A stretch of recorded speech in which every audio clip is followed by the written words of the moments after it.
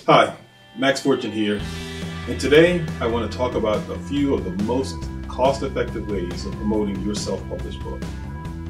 Now, marketing isn't a skill that most authors usually have naturally, and there's little formal training out there. Now, when your book hits the shelves and the sales don't start rolling in, there's really only one of two things an author can do. One is keep writing more books, or two, get to grips with marketing. Now, the best time to design and implement your marketing plan of action is actually before you even start writing your book. Now, it takes time to build relationships, learn your readers' wants and needs, and develop a base of fans that are clamoring for more. The best thing to do is to grow your readership as you write your book.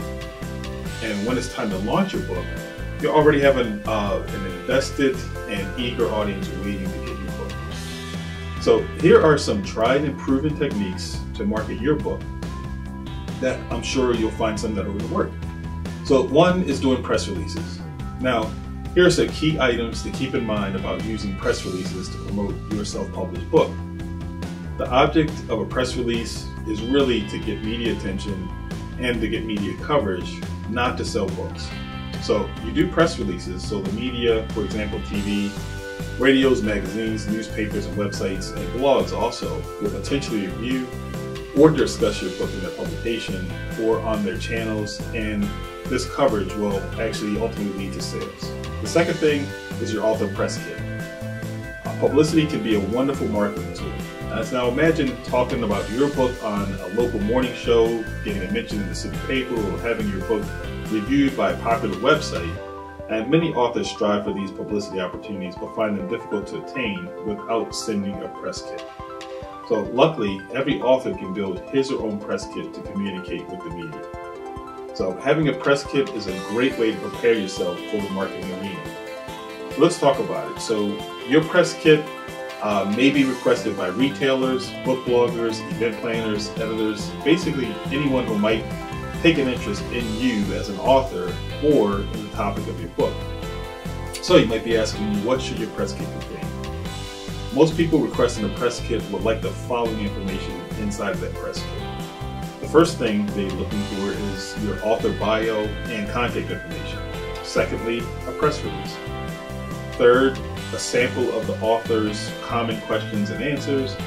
And four, specific information on your book. Now, the third most cost-effective method is social media. And have you ever wondered how to get people excited about your book? Do you actually want people actively sharing your book with their friends? Of course you do. Today, authors have an amazing advantage. Now, not only are there millions of bloggers whose collective audience is larger and in lots of cases more engaged than that of the traditional press, there are also millions of consumers who are one click away from sharing your work with their friends on Facebook, Twitter, and LinkedIn, and so many other networks. Now, if you can make it easy for people to share and get excited about your book, you won't need to spend big bucks on promoting your book. The fourth method to cost-effectively promoting your book is pitching TV and radio stations. Now, first, before you approach any television or radio producer, you really want to make sure you have a hook.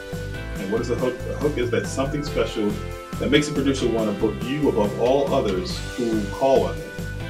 Now, it's that special angle that separates you from the rest.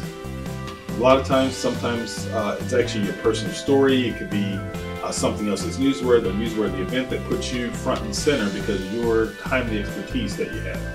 Now, sometimes it's a gimmick you can offer. For example, a demonstration, free stuff, or inside information that makes somebody thinner, prettier, live longer. A hook is essential to getting a producer's attention. So think like a producer. What will be of interest to the show's viewers? Do your homework. Watch or listen to their program and figure out what they like, and then give it to them. So you can also finish this sentence, coming up, ... The fifth method is book signings. Acquiring and hosting a book signing is really important. Now, book signings require some careful planning and hard work. Now, to plan for and conduct a successful book signing, you need to do a couple of things. You need to research likely venues and locations. Also, contact appropriate individuals at each location and arrange for the book signing event.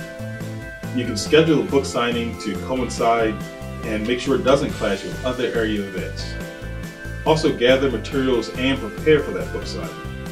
Now in some cases you want to make sure you have books to fulfill, or actually in every case you want to make sure you have books to fulfill the sales opportunity, and then take care of the signing, setup, presentation, and all the other cleanup. Now also you want to make sure you follow up with contacts after your book signing, and make sure you do research in advance of your book signing. Research is as critical for planning a successful book signing as it is for every other part of the promotional and marketing plan you have. Your goal in conducting a book signing is twofold. One, to draw people to the event, and two, to sell books. Now, to reach either goal, you need to find the best venues for your book signing, then plan a book signing event that's sure to succeed with the crowd you attract to each venue. Now, while bookstores are logical places to conduct a book signing, they aren't the only locations you should consider. You want to think about book clubs, professional and social organizations, meetings, retail outlets associated with your book's topic are all good venues for conducting a good book signing. You also need to research the area's other events to determine the best schedule for your book signing. What you don't want to do is you don't want to conflict with other major events in the area. Or a good place to go is to read the local newspaper and check with the area educational and professional organizations to determine what other events are scheduled in your area. Now, the sixth area is written blogs. So when it comes to blogging, make sure what you're writing about is what people who read your books might enjoy reading. In other words, write for your readers. You can share some book excerpts with your audience. You can create a book FAQ, or frequently asked questions. You also can write some articles about the history behind some of the elements of your book. All you have to do is just make sure that your blog is interesting as possible. Now the aim is to garner a lot of traffic to your blog. For example, people who want to buy your book, or even better, better yet, actually signing up for your mailing list. This is by far not a complete list, but a good list of things that require more time than money and can clearly help you market your book in the most cost-effective way. Hopefully you found this information very helpful, and I will see you in my next video. Thank you for watching.